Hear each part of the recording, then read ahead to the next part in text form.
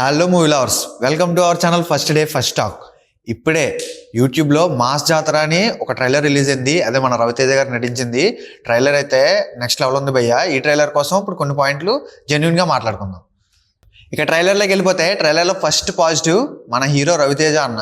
రవితేజ అన్నని చాలా కాలం తర్వాత మళ్ళీ ఒక విక్రమార్కుడు, పవర్ ఆ సినిమాల్లో ఎంత బాగా చూసి మనం ఎంత ఎంటర్టైన్ అయ్యామో, ఈ మాస్ జాతర అనే సినిమాలో అంతే ఎంటర్టైన్మెంట్ పక్కా ఉంటుందని నేను అనుకుంటున్నాను ట్రైలర్ చూసిన తర్వాత.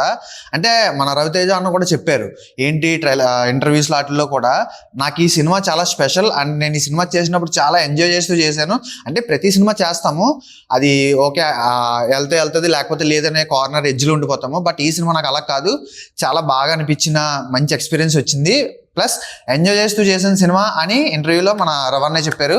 బట్ ఈ ట్రైలర్ చూసాక కూడా ఆయన చెప్పింది కరెక్ట్ అని అనిపిస్తుంది. ఎందుకంటే ఆయన్ని చాలా పవర్ఫుల్ యాక్షన్ ప్యాక్డ్గా చూపించారు ఈ సినిమాలో.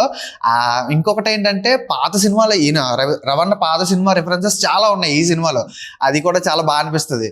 మంచి మంచి పాయింట్లు అన్ని పెట్టారు. నాకు బాగా నచ్చిన డైలాగ్ ఏదంటే, జనగణమన ఎవరు రాశారు అంటే మన పూరి జగన్నాథ్ అని ఒక డైలాగ్ పెట్టారు కదా, అదైతే చూడగానే చాలా నవ్వు వచ్చింది. అదైతే చాలా బాగుంది. ఎందుకో ఈ సినిమాతో మంచి కంబ్యాక్ ఇస్తాడని రవణ నాకు అనిపిస్తుంది పర్సనల్గా. హీరోయిన్ శ్రీలీలని కూడా ఈ సినిమాలో చాలా లుక్ వైజ్ గా కూడా చాలా డిఫరెంట్ గా చూపించారు. ఇంకొక పాయింట్ ఏంటంటే, విలన్ ఎవరైతే ఉన్నారో నవీన్ చంద్ర, ఆయన అయితే ఏదో సర్ప్రైజ్ ప్లాన్ చేశాడు అనుకుంటా డైరెక్టర్.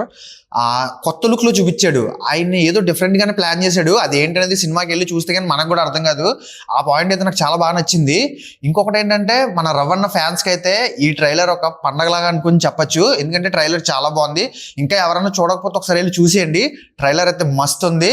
ఇక సినిమాలో బ్యాక్గ్రౌండ్ స్కోర్ గురించి మాట్లాడుకుంటే, భీమ్స్ ఇజ్రాయెలియో మనోడు మ్యూజిక్ అయితే చాలా బాగా ఇచ్చాడు భయ్య. బ్యాక్గ్రౌండ్ స్కోర్ అయితే మంచి గూస్ బంప్స్ తెప్పిస్తుంది. నెక్స్ట్ ఇంకో పాయింట్ ఏంటంటే, డైరెక్టర్ గురించి మాట్లాడాలి.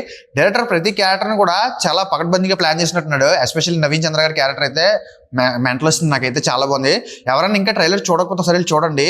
ఈ ట్రైలర్లో మంచి హై ఇచ్చిన సీన్ ఏంటంటే, లాస్ట్లో రవితేజ గారు కత్తి పట్టుకుని వస్తారు. అదైతే ఇంకా మ్యాడ్ అయిపోయింది నేనైతే. సో ఈ సినిమా 31 6 PM ప్రీమియర్స్ పడుతున్నాయి. నవంబర్ 1 వరల్డ్ వైడ్ రిలీజ్ ఉంది.